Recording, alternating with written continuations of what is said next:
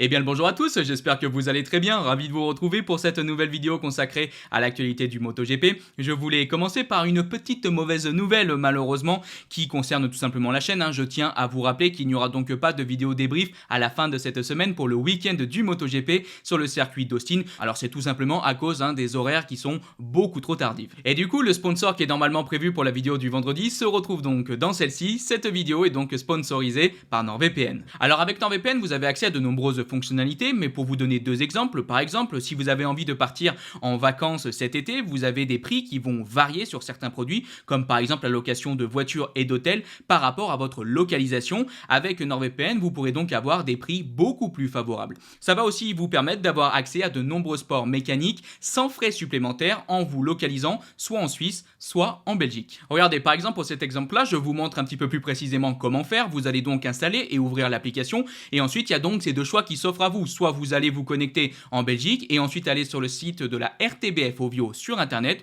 soit vous allez vous connecter en Suisse et sur internet vous allez aller sur le site de la RTS. Voilà, c'est pas plus difficile. Et je vous rappelle qu'en description vous avez le lien de mon tuto personnel qui vous montre étape par étape comment tout ça fonctionne si vous voulez plus d'informations.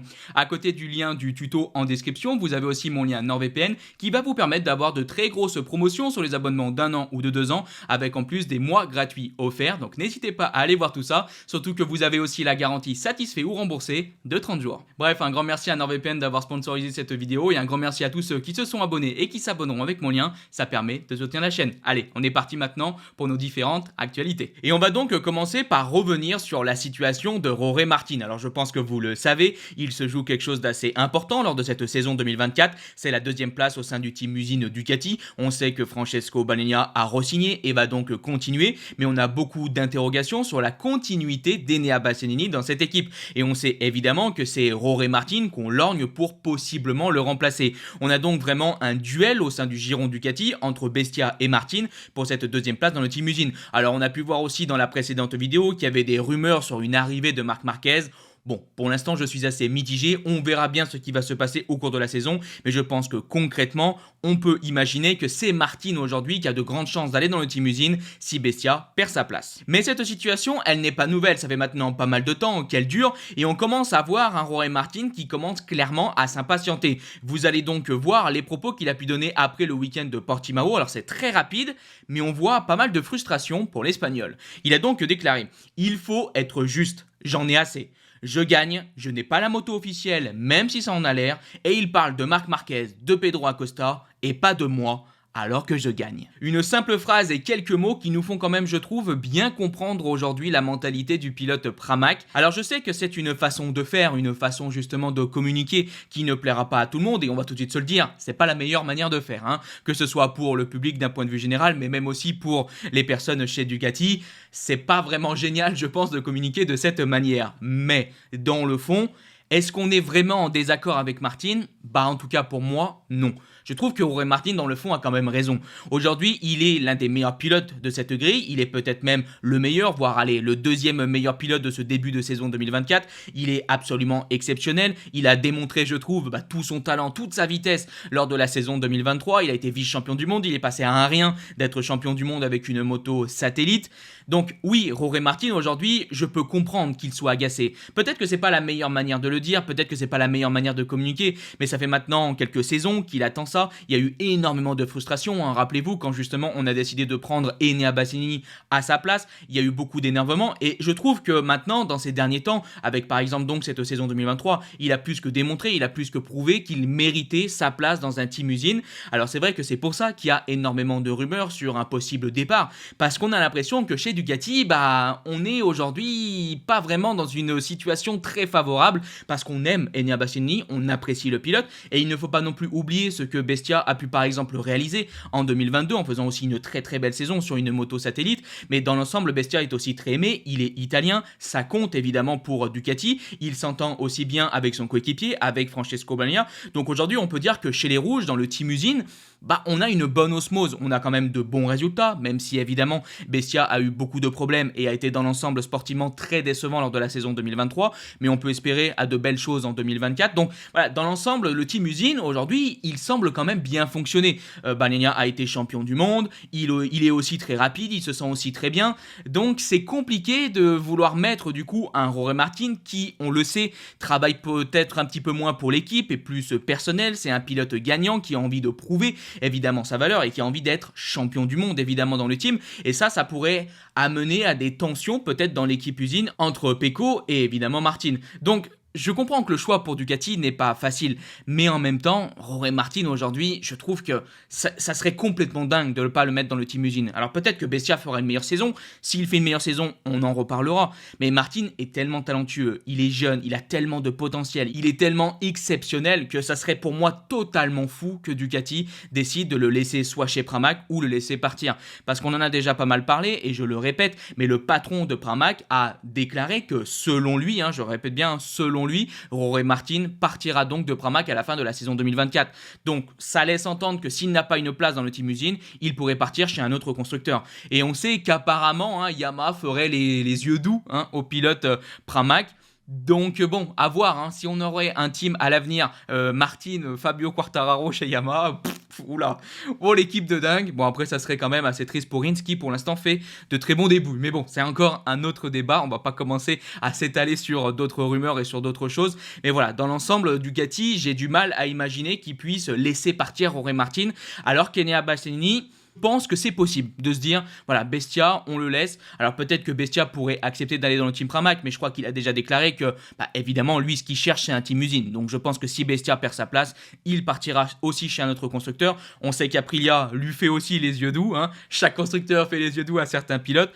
Donc moi, c'est vrai que pour 2025, j'ai tendance à croire que Ducati ne laissera pas partir Martin, le fera signer dans le team usine et que possiblement donc Bestia partira du giron Ducati afin de rejoindre Aprilia. Maintenant qu'on sait en plus que Fabio ne rejoindra pas donc le constructeur italien, ne rejoindra pas Aprilia. Je pense que c'est une possibilité qui est vraiment concrète. On verra bien. Peut-être aussi que Martin décidera de continuer chez Pramac. Je pense que c'est pas non plus impossible. Aujourd'hui, on a beaucoup de rumeurs et beaucoup de déclarations qui nous font comprendre que Martin a de grandes chances de partir. Mais ça joue aussi peut-être dans une certaine communication pour essayer de mettre la pression à Ducati. Mais on va quand même se le dire. Je pense qu'il y a plus de chances de voir Jorge Martin rester chez Pramac, oui, dans un team satellite, mais avec une moto pratiquement officielle. Parce que d'après lui, c'est pas une moto officielle. Mais bon, en tout cas une moto de la saison en cours, une moto 2025 pour la saison 2025, il y a plus de chances pour moi qu'il garde cette position extrêmement favorable qui lui permet de se battre pour le titre de champion du monde. Oui, c'est sûr, il n'est pas dans un team usine, mais il se bat pour le titre de champion du monde, alors que chez Yamaha, oui, c'est sûr qu'on a la position dans un team usine. Oui, c'est sûr qu'on peut avoir des choses plus importantes. On a un autre statut en tant que pilote usine. Mais après, les résultats sportifs, ça risque d'être beaucoup plus difficile. Donc il y a toujours beaucoup d'interrogations, mais ce que je veux dire, c'est que j'entends et je comprends aujourd'hui la frustration de l'Espagnol. Je peux aussi comprendre pourquoi il déclare ce genre de choses, mais en même temps, il a déjà une très belle situation et ça va être vraiment difficile d'avoir mieux ailleurs.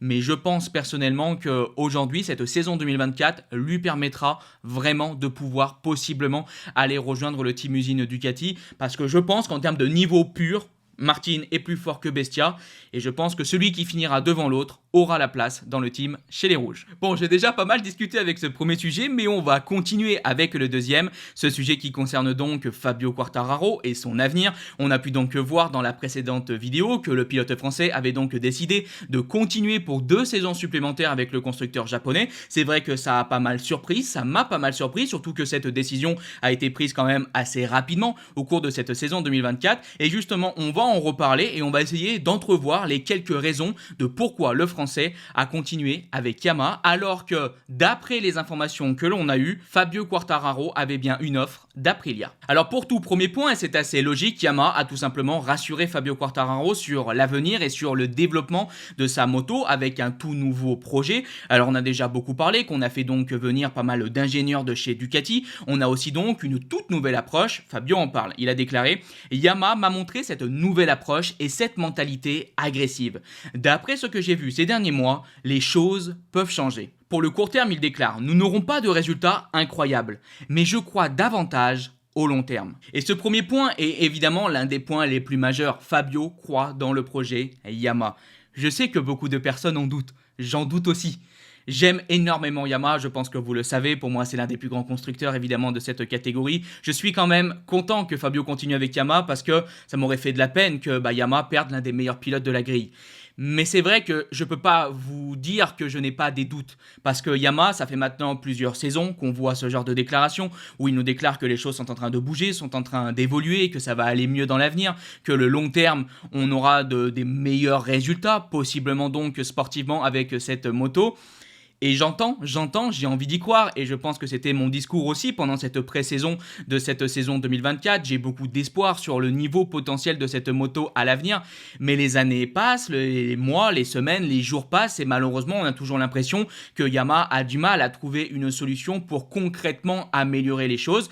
Mais apparemment, d'après donc les propos du pilote français, lui, Fabio, il y croit. Et tant mieux, je trouve que c'est aussi une très belle chose. Je trouve que justement, c'est une belle chose que Fabio aime la marque, que Fabio soit un passionné, qu'il ait envie de regagner avec Yamaha et pas spécialement d'aller tout simplement choisir un choix plus simple chez un autre constructeur.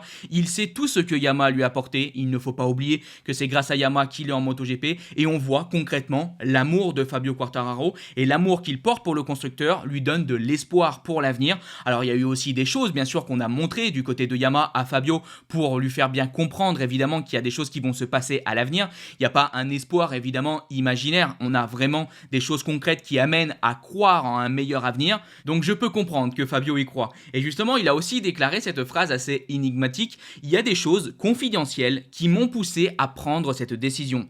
Cela n'a pas été facile car il y avait d'autres options.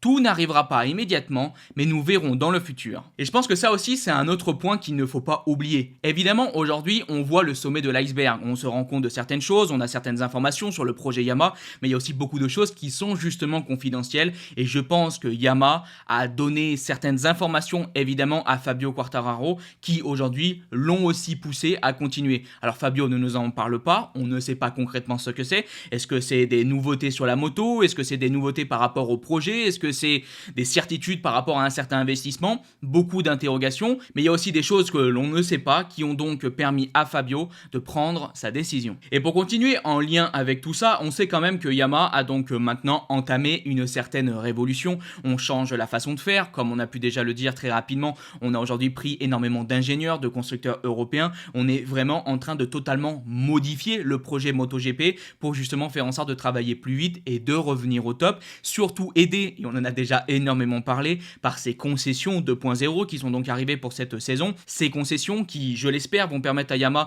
de rattraper plus rapidement leur retard. Cette révolution qu'on a fait donc en interne, il y a quand même beaucoup de choses aujourd'hui qui ont bougé chez Yamaha. Précédemment, je vous ai dit que ça fait pas mal de temps qu'on entend parler de tout ça. C'est vrai que ces mouvements, ces changements, ça fait maintenant pas mal de saisons, pas mal d'années que Yamaha en parle, mais ça n'a jamais été à un tel point comme ce que l'on a pu avoir aujourd'hui. Et je pense concrètement aussi que Fabio Quartararo a été rassuré de ce qu'il a pu voir au cours de ce début de saison 2024, surtout pendant la pré-saison. Alors maintenant, on va se dire quelque chose. Évidemment, la finalité, c'est quoi? Et Yamaha est malheureusement toujours très loin. Et je sais que c'est très décevant. Beaucoup sont évidemment déçus. Je suis déçu de voir Yamaha aussi loin. Mais il ne faut pas oublier que Yamaha s'est quand même donné les moyens. Ils n'ont toujours pas trouvé le petit quelque chose qui pouvait changer la donne. Mais par exemple, on a beaucoup amélioré aussi le moteur. C'était l'une des demandes principales de Fabio Quartararo. Aujourd'hui, j'ai l'impression qu'on n'en parle plus. Cette Yamaha va beaucoup plus vite qu'avant et ça a été complètement mis sous la table. Alors, on se rend compte malheureusement, et ça me rappelle les propos de Dovizioso ou encore de Cal Crutchlow il y a quelques années qui disaient que malheureusement le moteur c'est pas ce qui allait suffire pour permettre à cette Yamaha de revenir au top. On s'en rend compte un petit peu aujourd'hui, le moteur va beaucoup mieux du côté de Yamaha, mais malheureusement il y a d'autres problèmes, surtout par exemple du point de vue de l'adhérence et ce souci surtout qu'on a en qualification où quand on passe des pneus neufs et qu'on a moins d'essence dans la moto, on ne gagne pas autant de temps que les autres constructeurs. Bon, c'est des problèmes qui sont toujours là et malheureusement on n'arrive pas à les résoudre, mais je pense que Fabio a foi justement dans le fait que Yamaha, avec cette révolution, puisse trouver de véritables solutions et avec ces nouvelles concessions, puisse concrètement s'améliorer le plus rapidement possible. Bon, alors au début de ce sujet, je voulais avancer point par point, puis je suis parti un petit peu en cacahuète. Alors j'espère quand même que vous comprenez ce que je veux dire. En tout cas, pour terminer, pour tout dernier point, il y a évidemment aussi le facteur argent. Et d'après les informations de motorsport.com, Yamaha aurait proposé un contrat assez exceptionnel au pilote français parce qu'il deviendrait tout simplement le pilote le mieux payé de la grille avec tout simplement 12 millions d'euros par saison. Alors maintenant, je vous le dis tout de suite, ce chiffre est à prendre entre gros guillemets. On a pu par exemple voir les tweets de Daryl Ramadier, qui est journaliste, et qui nous déclare que lui, d'après ses informations, on ne parle pas de 12 millions, mais de 5 millions plus 1 million pour la saison. Donc, je ne sais pas trop qui il faut croire, les informations de motorsport.com ou les informations de Daryl Ramadier. Et au vu de l'offre qu'a fait Aprilia, on en parle juste après, moi je pense quand même plus que Yamaha aurait posé 12 millions d'euros sur la saison. On sait aussi que d'après des estimations, lors du précédent contrat, Fabio touché apparemment 10 millions d'euros. Alors normalement, les clauses sont comprises. Ça m'étonnerait qu'on soit donc à 5 millions pour ce nouveau contrat. Maintenant, peut-être que les estimations étaient fausses pour l'ancien contrat. Peut-être que ces 12 millions sont aussi faux. C'est difficile de savoir. Et quand on parle d'argent, vous savez qu'il y a beaucoup de choses évidemment que l'on ne sait pas. Donc je vous donne les quelques informations qu'on a pu voir, mais je ne peux pas vous affirmer une somme. En tout cas, justement, on y arrive à cette fameuse offre d'Aprilia. Aprilia a donc offert un contrat au pilote français, 4 millions d'euros sur la saison. Toujours, je rappelle, d'après les informations de motorsport.com. Donc du coup, c'est vrai qu'on met tout de suite ces deux offres en comparaison. 4 millions pour Aprilia versus 12 millions pour Yamaha. Bon, l'offre évidemment du constructeur italien était beaucoup plus basse. Encore une fois, si ces chiffres s'avèrent vrais. Mais moi là, ce que je veux vous dire, et là c'est le cœur, c'est le fan qui parle, il y avait quand même une offre d'Aprilia. Alors oui, c'est beaucoup moins d'argent. Oui, c'était sûrement une situation qui allait être différente au sein d'Aprilia. C'est pas la même ampleur, c'est pas le même statut, c'est pas le même constructeur. Yamaha est un constructeur historique, un constructeur exceptionnel, et même si sportivement on est moins bien, ça reste un des plus grands constructeurs de l'histoire du MotoGP. Aprilia n'a pas ce statut.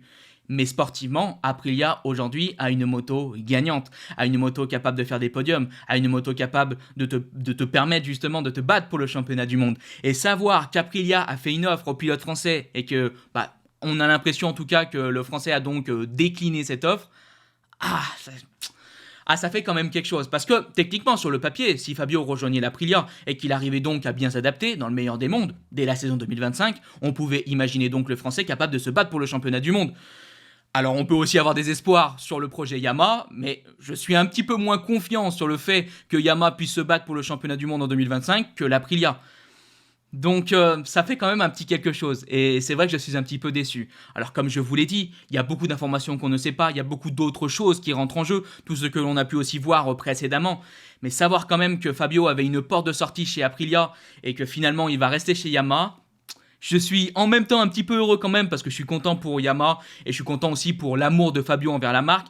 Mais en même temps, je suis un petit peu déçu de ne pas voir le pilote français rejoindre Aprilia. C'était clairement l'un des vœux que j'avais. Bon, c'est comme ça. Et pour terminer cette vidéo, j'ai quand même une pensée pour Andrea Dovizioso, ancien pilote évidemment MotoGP, qui a fait une très mauvaise chute en MX et qui s'est cassé pas mal d'os. Alors on espère évidemment qu'il va très rapidement se rétablir. Et voilà, je voulais donner un petit mot quand même à cet ancien très très grand pilote de la catégorie. Bref, pour moi on est donc arrivé à la fin de cette vidéo. J'espère que dans l'ensemble elle vous a plu. Et si elle vous a plu, n'hésitez pas à la liker, partager et commenter. On se donne donc un rendez-vous dans quelques jours, je pense la semaine prochaine, lundi ou mardi. Je vous dis bye bye les potes, ciao.